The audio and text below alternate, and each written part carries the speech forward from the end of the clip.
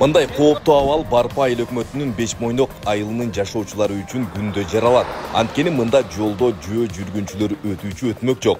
Буга чейин айыл өкмөткө кайрылган менен эч кандай аракеттер байкалган эмес. Жаш балдарыбыз мектепке барат, өзүбүз деле өтөбүз, бул жерден араң зорго өтөбүз да. Ошого кичине үнүбүздү угуп кичине сыз береби деген үмүттө. Канча адамдын эл жерде уруп кетти, балдар дурду, чоң кемпирлер дурду.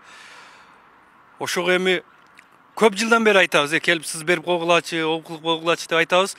Краска кымбат дейт, же светофор дейт. Эми краска адам өмүрүнөн кымбат эми. Адам дагы бирөө жарымды ура элегинде кичине келип бизге кичине сыз берип коебу деген үмүттөбүз да. Окуу жылы башталгандыктан балдарынан кооптонгон айыл тургундары бул көйгөйдү көңүл сыртында калтырбастан тез арада аракеттер көрүлүшү керектешет. Анткени буга чейин бир нече ирет жол кырсыгы катталганын да айтышты. Жаш балдарды биякта турсун, чоң адамдар өтө албай калабыз.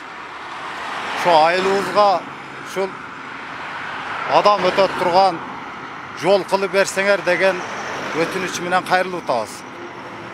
Эми ушу биздин үнүбүздү жогору жактагы чоңдор урса, ушу айылыбызга бир эч болбосо бир эки жерге коюп берсе, окуучулар азыр обедте эртең менен шунчалык көп келет.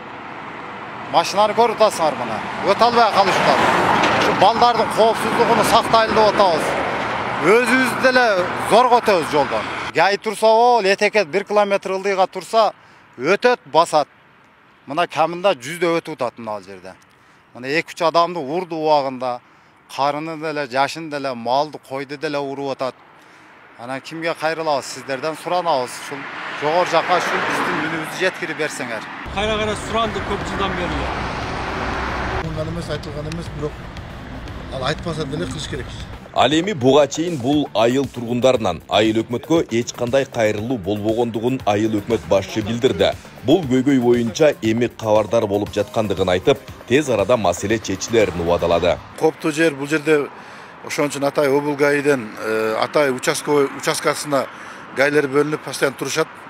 Анан бул жерде өтмөктү бул неме трасса Минтранстын балансында турат. Биз ички жолдор бизге карайт, бирок бул жер Минтранстын балансында. Мына бүгүн кайрылууларды алдык. Бүгүндөн баштап буну ошол Минтранска, ошол тийиштүү органдарга кайрылып, ушул жерден өтмөк кылдырып бергенге аракет кылабыз. Бул көйгөй чечилген учурда бир топ жол кырсыгын алдын алынган болот. Ал эми регион телеканалы бул маселе боюнча жергиликтүү бийликтин аракеттерине байкоо салып турат. Айбек Исабеков, Замирбек Тойчубаев, Регион.